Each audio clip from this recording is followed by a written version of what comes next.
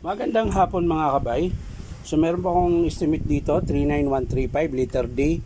Kasamahan pa rin ito sa kanina mga kabay. Bali pang ano na yung 1, 2, 3. Bali pang 4 po ito mga kabay. Bali nakasaksak po yan mga kabay. Yan. Nakasaksak yan. So yun natin wala po. So titingnan natin mga kabay. Tara, samahan nyo ako. So yan mga kabay. Bago na po yung tester ko, inisyuhan ako ngayon dahil bumigay na po yung tester ko dati mga kabay, 6 na taon din tinagal bago nasira. So ayan, titester natin yung cord mga kabay. So ayan mga kabay, yung kabila meron, lipat tayo dito. Yun, meron din mga kabay, parehong meron to. So hindi sa cord ang problema, baka dito po sa ano, sa motor. Testing natin ulit.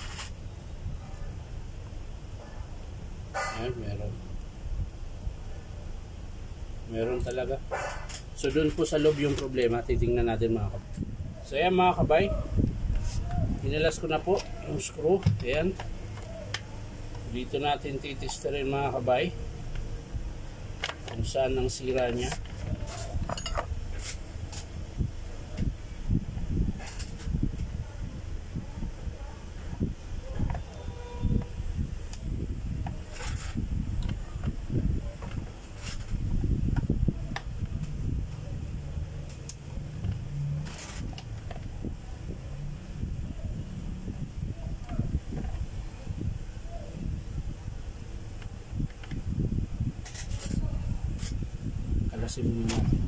So ayan mga kabay, nakalas ko na po ito.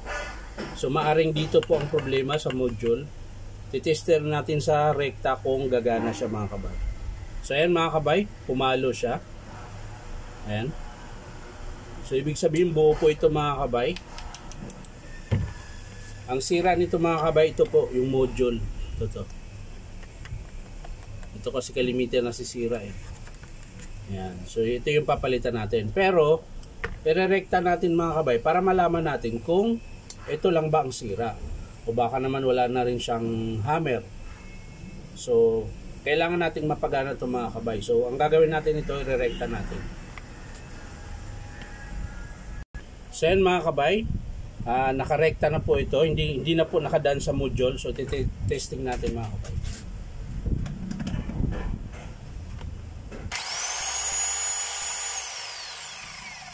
Na siya mga kabay. Titest natin ngayon yung hammer kung meron, kasi gumana siya eh. Nakarekta eh.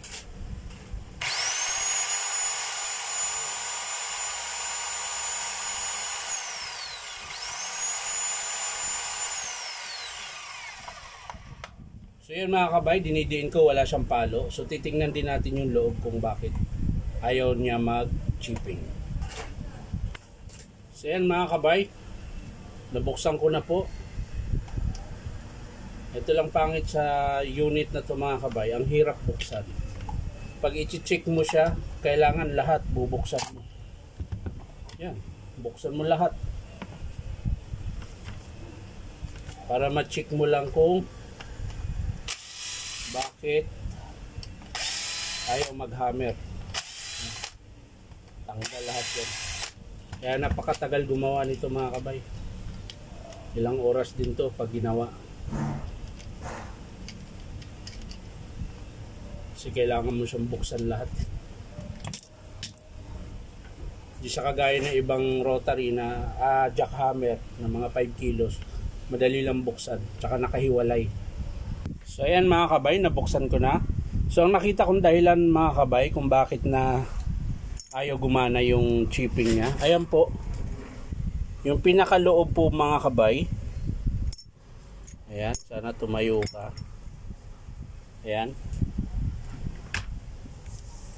yan yung pinakaloob po niyan mga kabay. Ayan, natuyuan po yan mga kabay, di na po bumababa yung striker niya.